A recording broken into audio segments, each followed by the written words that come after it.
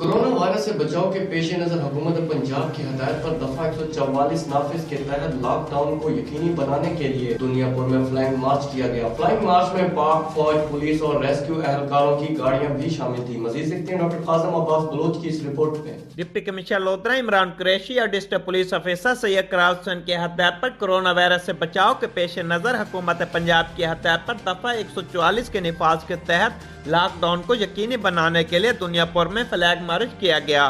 Flag march کی قیادت assistant commissioner دنیا پر سید وسیم حسن، ڈی ایس پی سرکل دنیا پر غلام دستگیر اور ایس ایچ او تھانہ سٹی دنیا پر راہ حامد جوید نے کی۔ فلیگ مارچ میں پاک فوج، پولیس اور ریسکیو 1122 کی گاڑیاں شامل تھی۔ فلیگ مارچ میں ٹریفک پولیس کے اہلکاروں نے بھی ڈیوٹی سار انجام دی۔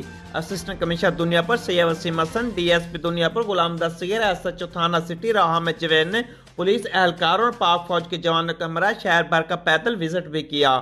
اسسٹنٹ کمشنر سید وسیم حسن، ڈی ایس پی سرکل دنیا پر Ghulam Dastgir, S H O تھانہ سٹی دنیا پر راہ حامد جوید نے موٹر سائیکل سواروں و دیگر شہریوں سے گھر سے باہر نکلنے کی وجہ دریافت کی اور بلا ضرورت گھومنے پھرنے والوں کو گھر میں رہنے کی ہدایت کی۔ ماسک کے بغیر شہریوں کو ماسک پہننے کی ہدایت کی اور دکانداروں کو دکان پر رش نہ کرنے کی بھی سختی سے ہدایت کی۔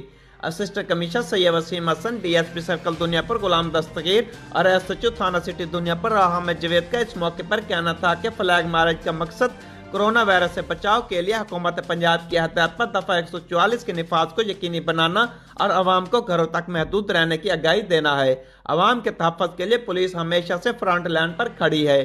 دکاندار اپنی دکانیں حکومتی احکامات کے مطابق بند رکھیں اور جو دکانیں کھلی ہیں ان پر رش نہ ہونے دیا جائے۔ شہری غیر ضروری طور پر گھروں سے باہر نہ نکلیں۔ کیمرہ ٹیم کے ساتھ ڈاکٹر قاسم عباس بلوچ، راز نیوز، لودھرا۔